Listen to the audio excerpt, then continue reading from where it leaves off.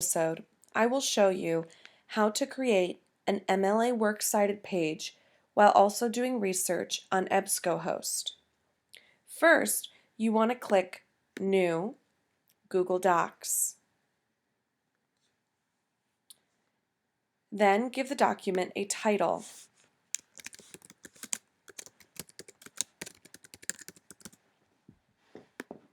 Once you have done that, we can then move on to EBSCO host. Start by going to my website off the Amherst page. You can do this by simply going to Google and typing in my first and last name. Once you are here, you will see options over on the right under Important Links. Click on EBSCO host. If you are at the school, you will need to click on the big green button. If you are not at the school, you will come to this page where you will need to put in the username and password. The username is simply Amherst, all lowercase, and the password is InfoHio, which is up in the upper left-hand corner. Again, all lowercase.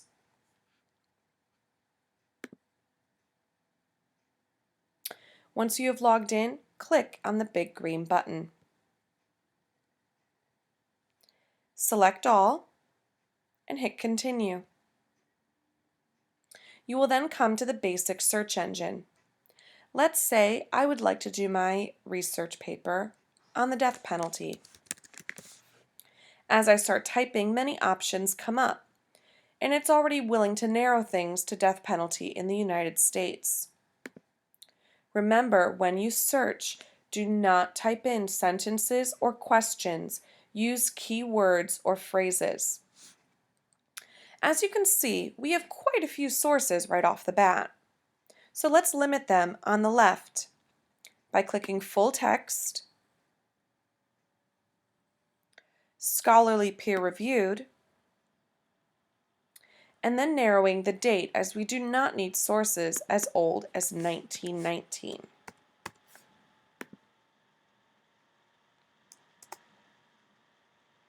This then narrows our sources to less than 1,000. We can further limit that on the left by clicking Academic Journals and then going under Subject and seeing if there's a possible subject that is smaller than what we already have. Let's say I want to focus on lethal injection.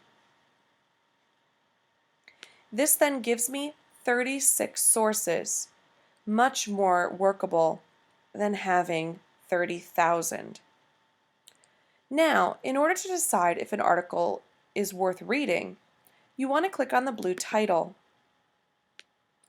Then, look at the abstract, read what it says, and see if the summary meets what you are looking for. If it does, you can then go to PDF full text. Here, you will get a document with the original page numbers and original wording.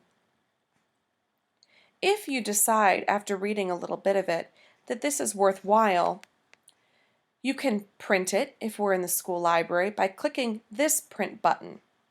Do not click the one all the way to the right, as it will only give you the abstract. If you are at home, you could save it if you're on your own computer. Or if you're at school and you don't want to print it, you could email it to yourself by clicking the email option. Here, you can type in your email. Make sure PDF as a separate attachment is checked. And then make sure you also click Citation Format and select MLA. Then you want to hit the Send option and continue.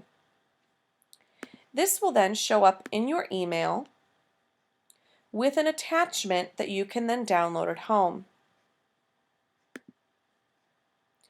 Now, before leaving this screen, you want to finally cite it by clicking the citation option, scrolling down until you find MLA, and then highlighting only the citation.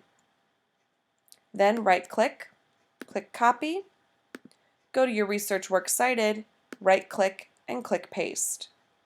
As you can see, it is not formatted correctly, and we will get to that in a moment. Once you have shifted through and found the articles that you would like, make sure that you cite every single one. It is not easy to go back and find articles once you have already left them. Always either email it to yourself or print it. Now that we have a couple sources and we are done, we are ready to format the Works Cited page. You need to first highlight both options. Go to Text Color and select Highlight.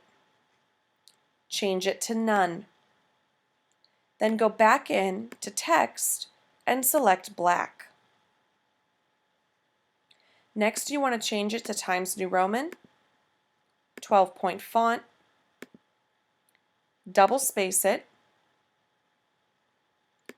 You want to remove this extra space you may have.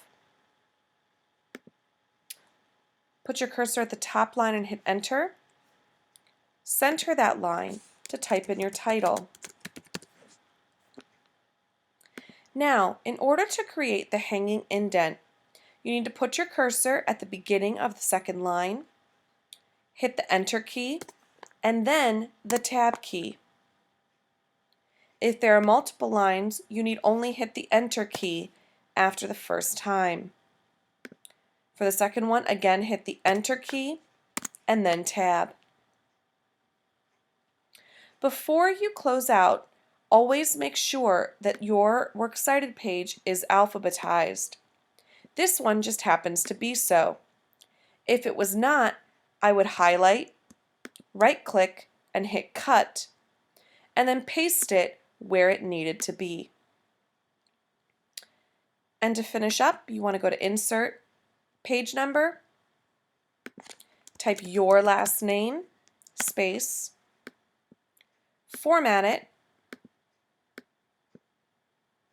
and make sure it is entered down once. You now have a completed Works Cited page from EBSCO Host.